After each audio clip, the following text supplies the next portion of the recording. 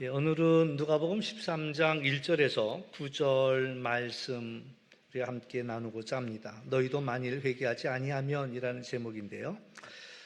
요즘 참 사건, 사고가 참 많습니다. 한꺼번에 많은 사람들의 생명을 잃어버리는 일들이 있지요. 최근에도 그 항공기가 무안공항에 내리다가 제주항공기가 추락해서 모든 사람이 한꺼번에 생명을 잃었던 일들도 있고, 또 세월호 사건이라든가 또 이태원 사건이라든가 너무나 어처구니 없이 안타깝게 많은 이들의 생명을 잃어버린 일들도 있습니다.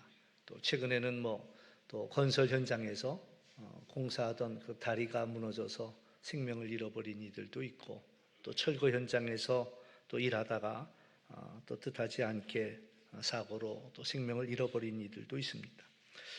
그러니까 어떤 일들이 일어날 때 우리들의 마음속에 여러 가지 많은 생각은 들지만 좀 위험한 생각 중에 한 가지는 도대체 저 사람들이 무슨 죄를 지었기에 이런 변을 당하였나, 이런 생각들을 한다 말이죠. 우리 개인도 마찬가지입니다. 우리도 뜻하지 않은 어려운 일을 만나면 이런저런 생각을 하다가 또 머무르는 생각이 뭐냐면 내가 잘못해서 그런가? 죄를 지어서 그런가? 이런 생각을 하고 내가 또 뭘 잘못했지? 이런 생각을 할 때가 많습니다. 요한복음 9장에 보면 한 아이가 태어났는데 시각장애를 가지고 태어났습니다. 그러니까 사람들이 이 생각 저 생각 하다가 마침내 이제 마지막에 드는 생각은 누구의 죄일까? 그래서 예수님 앞에 나와 묻지요. 이 아이가 태어날 때부터 보지 못하게 되었는데 부모의 죄입니까? 이 아이의 죄입니까? 항상 우리들은 누구의 잘못인가라는 것들을 이제 묻게 되더라라는 이야기입니다. 그 이야기는 모든 일에 원인이 있고 그 원인이 있으면 결과가 있다. 그걸 인과응보라고 이야기하죠. 모든 일들에는 원인이 있고 결과가 있다.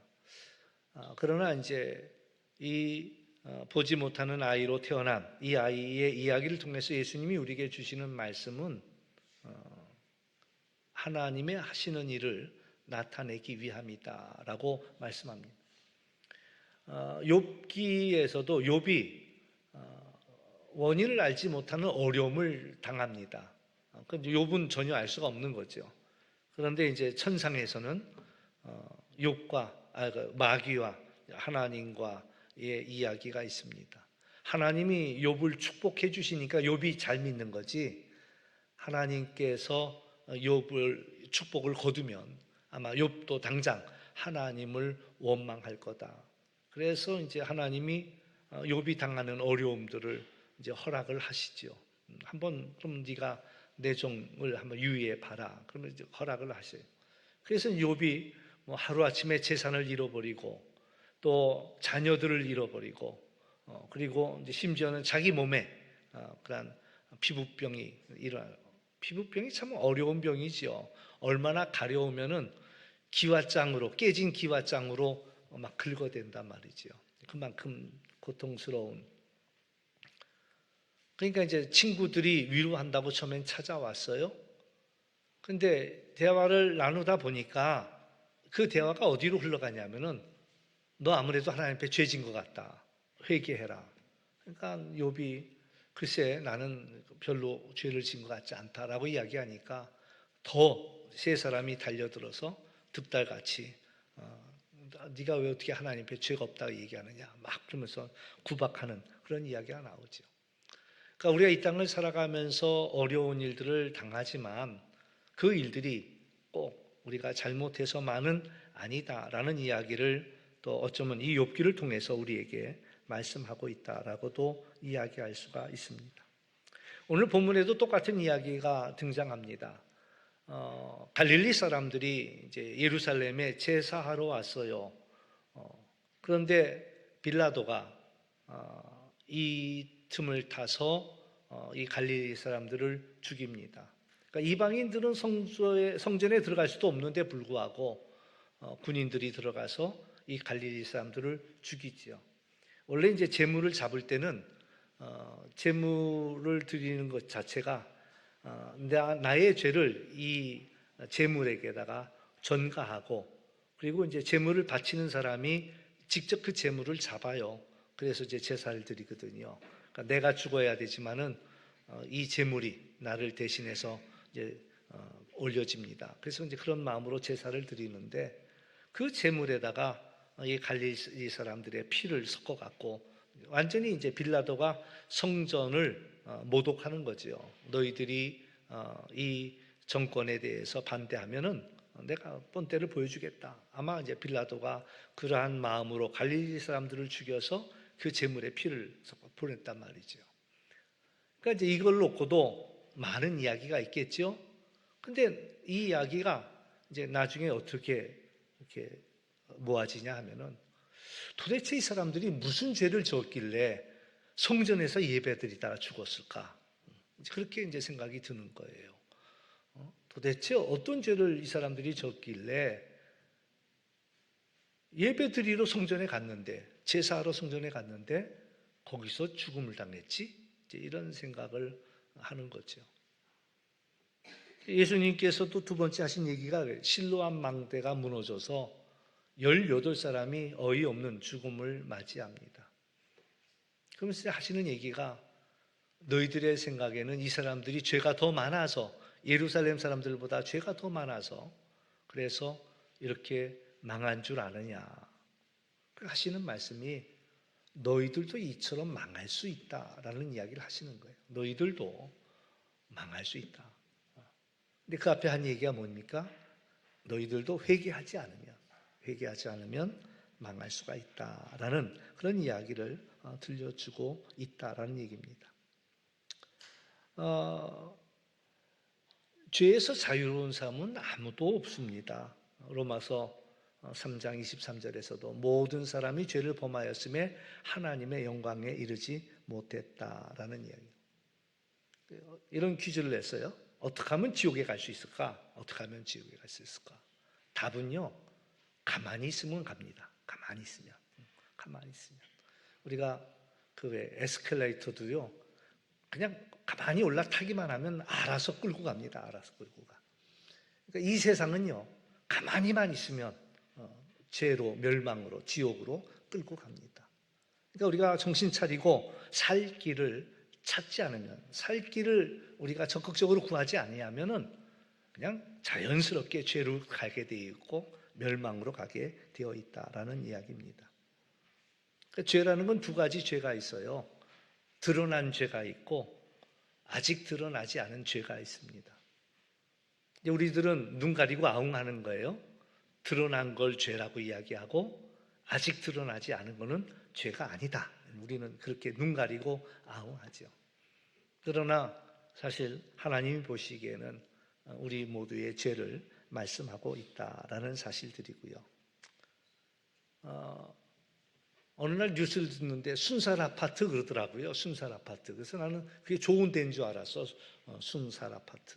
그랬더니 누가 그래, 그 순살 그 치킨을 먹어본 적이 있냐? 그래서 먹어봤다. 그러니까 그게 뭐냐 그랬더니 뼈를 다 발라준 거예요. 그러니까 순살 아파트는 다 철근을 제대로 안 넣고 다 빼가고 그래서 지어진 아파트를 이제 순살 아파트라고 이렇게 이야기하더라고요. 근데 문제는 그렇게 해왔다는 거예요. 아파트 질 때 철근 적당히 다 빼고, 뺄 수 있을 만큼 다 빼고, 뺄 수 있을 만큼 다 빼고, 안 무너질 만큼만 넣고 졌다는 거야, 아파트를. 여지껏 다 멀쩡했어, 그게. 근데 하나가 무너진 거죠. 그 바람에 드러난 거야. 철근을 넣을 걸 다 넣지 않고 지었다는 것이. 그러니까 억울한 거예요. 여지껏 다 그렇게 줬는데, 하필이면 그게 무너지는 바람에 그게 드러났다. 사실 우리는 무너지지 않고 있는 것들이 신기한 거예요. 당연히 무너져야 되는데 무너지지 않고 있는 게 신기한 거야. 오늘 우리가 살아가는 이 세상 속에 우리가 하루 무사한 것이 신기한 거예요. 무사한 것이. 우리 사회를 돌아다 보면 정말 위험한 일들이 많고 순간순간 위험한 일들이 많고, 저도 이제 오랜만에 어제 자전거를 꺼내갖고 한번 자전거를 탔어요. 오랜만이네요 정말. 그 자전거를 탔더니 그 길 한쪽으로 이렇게 자전거를 타고 지나가는데도요, 왜 그런지 길 넓은데 차가 옆으로 그냥 바짝 와갖고 휙 하고 지나가더라고요. 아주 겁을 주고도. 아니 길이 좁으면 이해가 가는데 넓어 2차선이야. 근데 왜 내 옆을 갖다 휙 하고 지나가냐고. 그래서 이건 참 위험하고 어렵구나. 왜 이럴까 이런 생각이 드는데, 그러니까 이제 하루를 살아가면서도 위험한 순간들은 많아요. 운전할 때도 나는 잘해도 상대방이 잘못하면 사고 나는 거 아니겠어요? 그러면 50대 50이야. 사고 날 확률은 50대 50이. 나는 정신 바짝 차렸는데 저 사람이 정신 차려. 근데 정말 운전하는 사람들 가운데는 정상인 사람들도 많겠지만 비정상인 분들도 많고 초보도 많고 또 약에 취한 사람도 많고 뭐 별의별 사람들이 많으니까. 그래서 오늘 하루 내가 생명을 부지하고 살고 있다는 것만 해도 그것도 기적이다는 거. 그것도 기적이에요. 예수님이 주기도문을 알려주시는데 일용할 양식 주신 것을 일용할 양식을 주옵시고. 근데 왜 일용할 양식이야? 이왕이면 한 달치를 주셔야지. 이왕이면은 1년치를 달라고 해야지. 아니 내가 사는 동안 먹을 걸 달라고 해야지. 그런데 또 어떤 이들은 그렇게 기도하더라고요. 내 먹을 것도 감사하고 내 자녀들 먹을 거, 내 손주들 먹을 것까지 다 달라고 기도하는 분들도 있어. 근데 예수님은 우리한테 그냥 일용할 양식만 구하라는 거예요. 일용할 양식만. 누가복음 12장 16절에 보면은 예수님이 하신 말씀이 하나 있습니다. 한 부자가 소출이 너무 많은 거예요. 그러니까 자기가 갖고 있는 곳간에는 이걸 다 들여놓을 수 없을 정도로 많은 것을 추수하게 된 거죠. 행복한 고민을 합니다. 어이구, 이거 다 들여놓을 데가 없는데 어떡하지? 그리고 나서는 더 큰 창고를 짓고 내가 거기다 다 들여놓고 그리고 날마다 호화로이 먹고 마시고 즐기리라. 근데 하나님께서 그날 밤에 심각한 말씀을 하시는 거예요. 어리석은 자야, 오늘 밤이라도 내가 너의 영혼을 찾는다면 이 모든 것이 누구의 것이 되겠느냐. 정말 우리는 오래 살고 싶지요. 오래 살고 싶. 저도 벌써 이렇게 될 줄 몰랐어. 그렇지만 앞으로 더 오래 살았으면 좋겠다라는 생각을 갖지만 우리 인생은 한치 앞을 알지 못하잖아요. 얼마나 우리가 더 오래 살게 될는지 또 그렇지 못할는지 우리는 알지 못하고, 우리 인생은 어쩌면 하루살이라는 거죠. 너는 많은 거 구하지 말어. 오늘 하루 살아갈 수 있는 은혜만 구해 라고 주님께서 우리에게 말씀하셨다. 왜? 오늘 밤이라도 하나님은 우리의 영혼을 찾으실 수 있다. 야고보서 4장 13절 14절 말씀도 마찬가지입니다. 들으라, 너희 중에 말하기를 오늘이나 내일이나 우리가 어떤 도시에 가서 거기서 1년을 머물며 장사하여 이익을 보리라 하는 자들아, 내일 일을 너희가 알지 못하는도다. 너희 생명이 무엇이냐? 너희는 잠깐 보이다가 없어지는 안개니라. 오늘 우리의 인생은 내일을 알지 못하는 인생이에요. 내일도 알지 못하면서 그냥 잡아먹을 듯이 큰 소리 으르렁거릴 필요도 없고, 그냥 오늘 하루 우리에게 주어진 이들과 사랑하면서 또 그 일을 행복하게, 얼굴을 환하게 빛나게 해주면서 살아가는 그런 우리가 되는 일들이 중요하다라는 이야기지요. 그러니까 오늘 말씀은 그렇습니다. 그들이 죄가 많아서 그들이 어려움을 당한 것이 아니라는 거예요. 굳이 죄를 따지려고 한다면 우리가 먼저 망할 수도 있다. 굳이 죄를 갖고 따진다면 너희가 먼저 망할 수도 있다는 거예요. 그러나 우리가 깨달아야 할 것은 이 어려운 일들이 생길 때마다 하나님 앞에 회개할 기회를 삼으라는 거죠. 하나님, 내가 망하는 것이 먼저인데 나를 지켜주시니 하나님 회개할 수 있도록 우리가 살아있는 생명이 있는 우리에게 기회를 주셨을 때에 우리가 더 하나님의 뜻대로 살아갈 수 있는 그런 저희들이 되게 해달라고 기도하는 것이 그게 바로 지혜라는 거죠. 너희들도 회개하지 않으면 이같이 망하리라 말씀하시거든요. 그러니까 이런 일을 볼 때 와, 저 사람들 무슨 죄를 졌길래 이렇게 벌 받았을까? 옛날에 인도네시아 쪽에 그 쓰나미가 와서 정말 수만의 사람들이 죽었을 때에 어떤 어리석은 목사님은 그런 얘기를 했어요. 성탄절 날 예배 안 드리고 놀러 가서 저주받은 거다. 참 어떻게 그런 말을 할 수 있는지. 그러면 우리 쓰나미로 쓸려가도 벌써 여러 번 쓸려갔어야 돼. 주일 빼먹은 게 몇 번인데. 응? 우리가 어떤 일들을 보면서 판단하고 정죄하고 그 어리석은 사람이에요. 그 일들을 볼 때 나를 돌아보고 나는 내게 생명이 있는 동안 내가 잘못한 것은 없을까라는 것들을 돌아보고 하나님이 내게 생명을 주셨을 때에 어제 죽은 사람은 오늘 하루가 간절한 하루일는지도 모릅니다. 하루만 더 살려달라고 간절하게 부르짖었던 그 한 날이 오늘 우리에게 선물로 주어졌단 말이지요.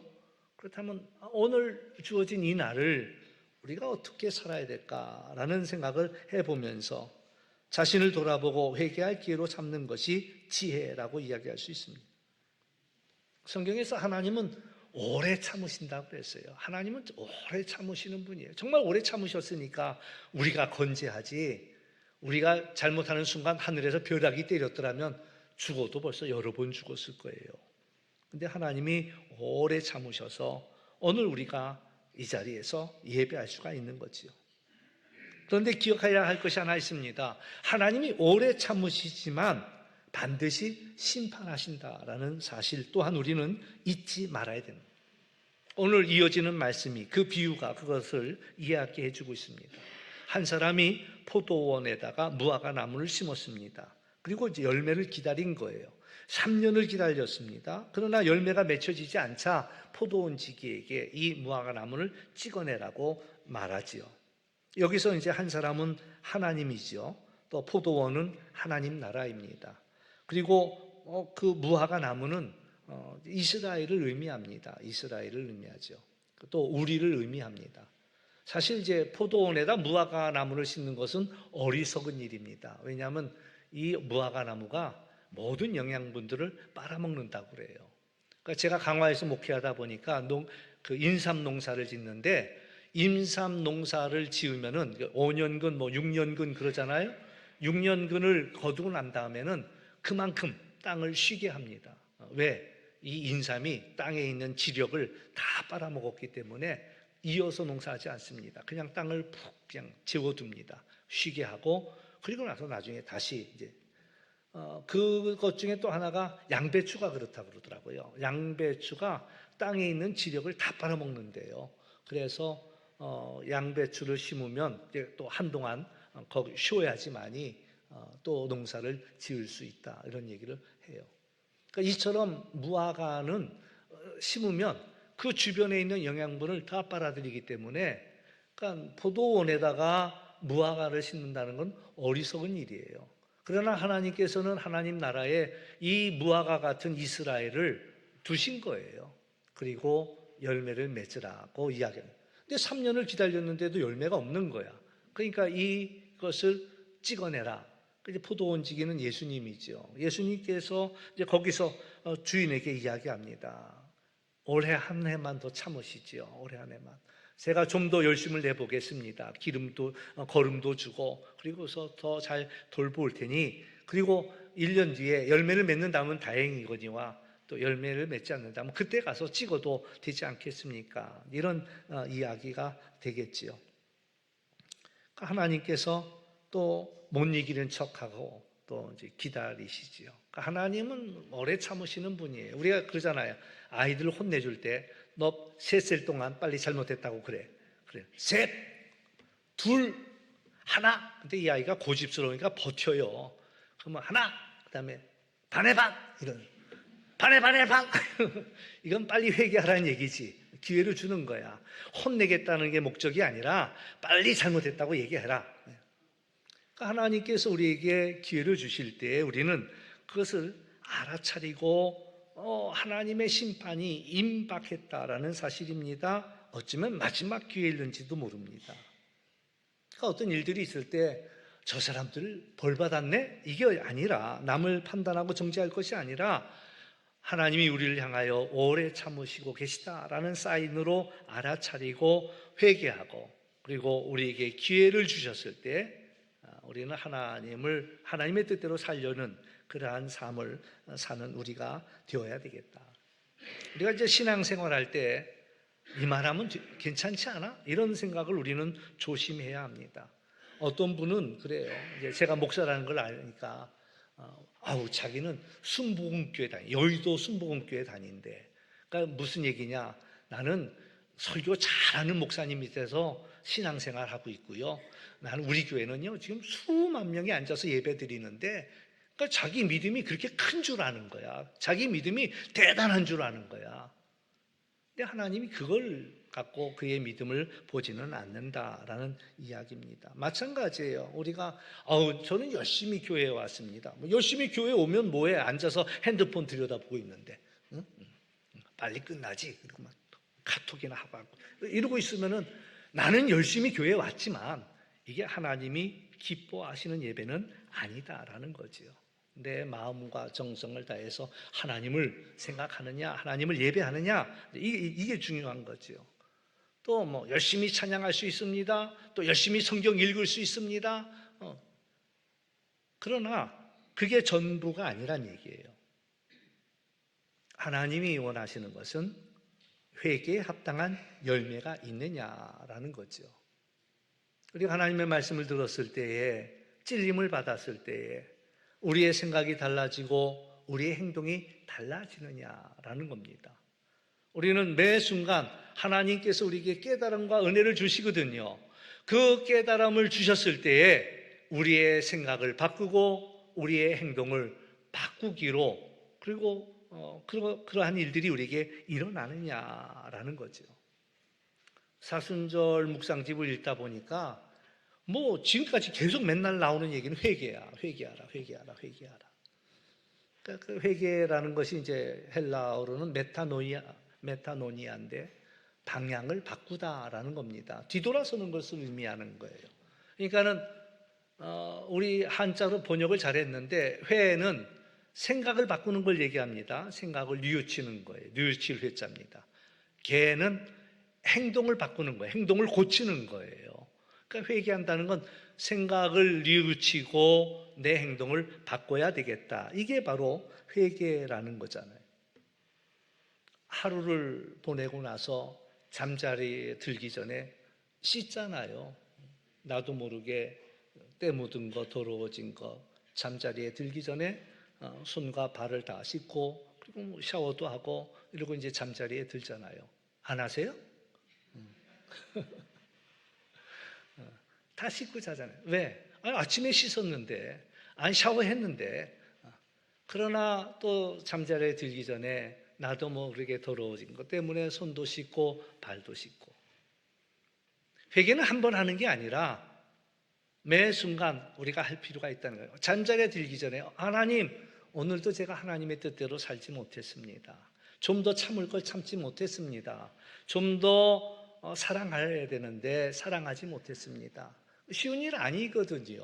손양원 목사님이 자기 아들을 죽인 그 일을 양아들로 맞이했어요. 그러니까 사람들이 놀라워하는 거예요. 어떻게 자기 아들을 죽인 사람을 양아들로 맞이할 수 있냐 말이지. 그러니까 손양원 목사님, 어떡합니까? 내가 일제시대에도 하나님 말씀 지키느라고 신사참배도 안 하고 그 고난을 받으면서 왔는데, 내가 이웃 사랑하라는 그 원수를 사랑하는 그 말 내가 어떻게 불순종할 수 있겠습니까? 그래서 그 일을 아들로 맞아들였다는 거예요. 그러나 그의 솔직한 얘기는 그거예요. 그 아들하고, 자기 아들을 죽인 그놈하고 밥을 먹을 겸상을 하다 보면 밥알이 다 뱃속에서 곤두선다는 거예요. 그게 솔직한 얘기야. 하나님께서 사랑하라고 하니까, 원수도 사랑하라고 하니까 사랑하고 양아들로 맞이했지만, 그러나 아직도 바발이 곤두섭니다 라는 얘기를 해요. 우리가 하나님의 말씀에 순종해서 사랑하고는 싶은데 막상 얼굴을 대하니까 가슴이 벌렁거려. 그러니까 그날도 실패할 수는 있어요. 실패할 수는 있어요. 우리가 연약한 인생이니까. 그러나 그날 밤에 기도할 때는 하나님께서 사랑하라고 했는데 오늘도 내가 사랑하지 못했습니다. 주님, 내게 사랑할 힘을 더해 주시기를 원합니다.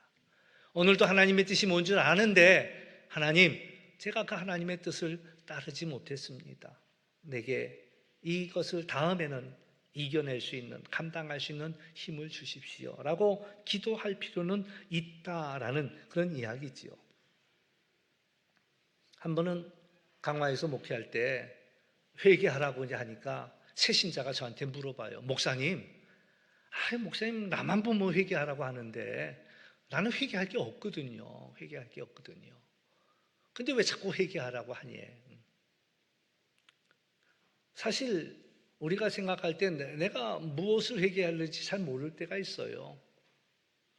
그러니까 성령께 기도하는 거죠. 성령께서 내가 회개할 거 많이도 말고 하루에 한 가지만 보여달라고 좀 기도해 보세요. 하나님, 내가 뭘 회개해야 될까요? 그 DP라는 영화가 있었어요. 군대 생활에서 탈영자를 주제로 만든 영화인데, 군대에서 그 고참이 아래 사람을 너무나 많이 괴롭혀요. 제가 보는 동안에 정말 옛날 생각이 다 나더라고요. 아마 80년대의 배경을 가지고 그 영화를 만들었다 생각이 드는데, 거기에서 나오는 수많은 그 윗사람이 아랫사람을 괴롭히는 것들이요, 저도 다 겪었어. 한 가지만 안 겪었어. 벽에다 못을 박아놓은 데다 갖다 미는 것, 이거 한 가지만 안 겪었지 거기 나오는 모든 종류는 저도 다 겪어봤어요. 그러니까 이 친구가 결국엔 그 고참을 죽이겠다고 탈영을 해요. 총을 들고 탈영해요. 그리고 찾아가서 총구를 겨누면서 왜 너 나 그렇게 괴롭혔는지 얘기 좀 해봐라 그랬던 거예요. 그랬더니 그 고참이 하는 대답이 뭐였냐면, 그래도 되는 줄 알았다는 거예요. 그래도 되는 줄 알았다. 왜? 자기는 그 자기 고참한테 더 심한 걸 당했거든요. 자기 고참한테 그보다 더 심한 걸 당한 거야. 그러니까 이 정도는 해도 괜찮다. 남들 다 하는 건데 이 정도는 해도 괜찮다라고 생각했다는 거죠. 근데 우리 사회가 지금 그래요. 다 그래도 되는 줄 아는 거예요. 적당히 돈 떼먹어도 되는 줄 아는 거예요. 적당히 거짓말해도 되는 줄 아는 거예요. 적당히 괴롭혀도 되는 줄 아는 거예요. 남들 다 그러는데 난 그들에 비하면 세 발의 피야. 나는 그들에 비하면 의인이야. 남들 더 하는데 그러니까 내가 회개할 게 없는 거야. 남들보다 내가 괜찮은데. 남들보다 괜찮은데. 무슨 나한테 회개하라고 그래. 이제 기준은 남들이 기준이 아니라 하나님의 뜻이 기준이라는 얘기죠. 하나님, 그러니까 처음엔 몰라요. 우리가 저지르는 일들이 다 그래도 되는 줄 알고 저지르는 일들이니까 몰라요, 그게.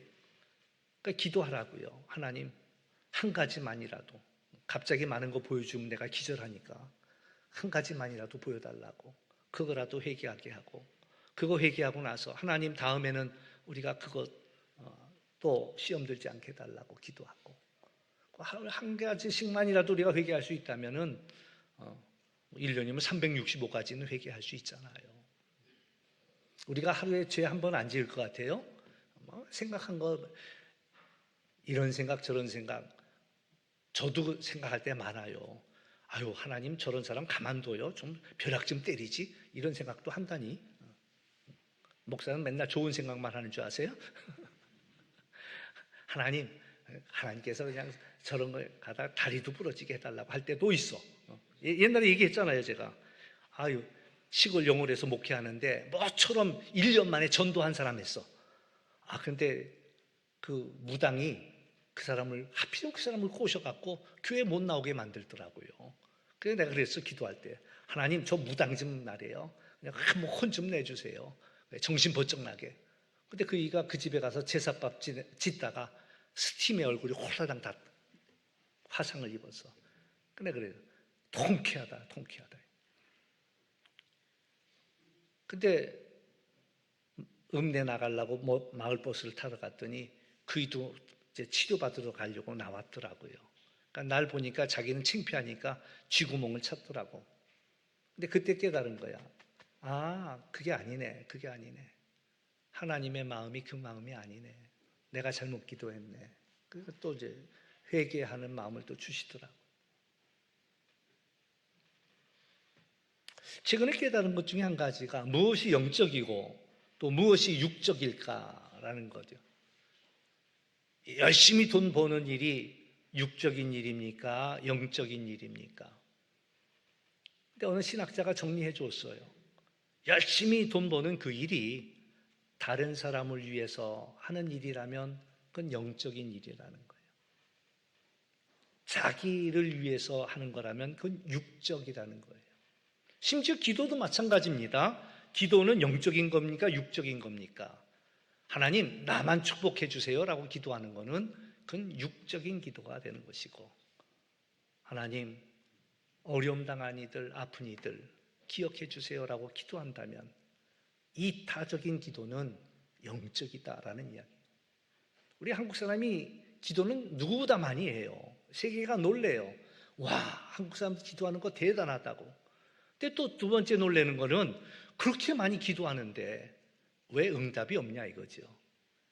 그러니까 대부분의 기도가 이기적인 기도야. 나 잘 되고 우리 아이 잘 되고 이런 기도만 하고 있으니까 그 기도에 힘이, 능력이 없다는 거예요. 천국과 지옥이 뭐예요? 지옥에 갔더니 지옥에 있는 사람들은 빼빼 말랐대.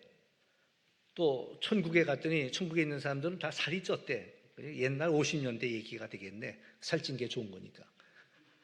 근데 지옥에 먹을 게 없나? 했더니 아니래. 지옥에도 먹을 게 많다는 거예요. 근데 이제 하나 보니까 젓가락이 너무 길어. 그러니까 지옥에 있는 사람들은 그 젓가락을 집어가지고 먹으려고 암만 해도 입에 안 다니까 하루 종일 먹으려고 해도 하나도 못 먹었대. 근데 천국은 어떤가 봤더니 천국도 젓가락은 길어. 근데 이 사람들은 서로 먹여주더래. 서로 먹여주니까 나 이거 먹고 싶어 그러면 그 잡아서 입에 넣어주고. 그러니까 아무리 길어도 상관없이 상대방에 또 먹여주는 거예요. 그러니까 기도도 그렇게 할 필요가 있는 거죠. 내가 네 기도해 줄게. 네가 내 기도해 줘. 우리 속회 식구들끼리 내 기도 암만 많이 하는 것보다는 다른 사람이 날 위해 기도해 주는 것이 훨씬 낫다는 거죠. 왜냐하면 우리가 다른 사람 위해 기도해 줄 때는 정말 액면 그대로 기도해 주거든요. 그러니까는 하나님 저 사람 받을 복 그만큼만 주세요 이렇게 기도한단 말이야. 그러니까는 그 기도가 진솔한 기도가 되고 또 그 기도가 응답되는 기도가 되고 힘이 있다라는 얘기. 하나님이 우리에게 원하시는 것은 우리가 이기적인 존재가 되는 것보다는 이타적인 존재가 되기를 원하신다. 어려운 일을 봤을 때 그 사람들을 정죄하고 판단하는 우리가 아니라 예수님이 막아준 거예요. 하나님이 지금 당장 심판해야 되겠다, 끊어내야겠다 말씀할 때 예수님이 올 한 해만 한 번만 더 기회를 달라고 예수님이 막아주셔서 우리에게 한 번 더 기회가 주어진 거예요. 우리에게 마지막 기회가 주어진 거예요. 그러니 우리가 주어진 이 기회에 회개에 합당한 열매를 맺어 하나님께 영광 돌리고 기쁨을 돌려드리는 그런 우리 모두가 될 수 있기를 주의 이름으로 축원합니다. 기도하겠습니다. 참 좋으신 아버지 하나님 감사합니다. 엄청난 일들이 일어날 때마다 우리는 그것을 판단하고 정죄하기 전에 하나님께서 막아주시고 기회를 주신 것을 우리가 기억하며 회개의 기회로 삼고 하나님의 뜻대로 살 수 있는 은혜를 저희들에게 허락하여 주옵소서. 오늘 우리 모두에게 회개할 수 있도록 성령께서 애통한 마음 주시고 깨달아 알게 하여 주시고 그래도 되는 줄 알았던 그 일들이 정말 하나하나가 회개해야 할 일인 것을 고백할 때에 하나님, 우리가 주님께 더 가까이 가는 복이 있는 자가 되게 하여 주옵소서. 감사하며 예수님의 이름으로 기도하옵나이다. 아멘.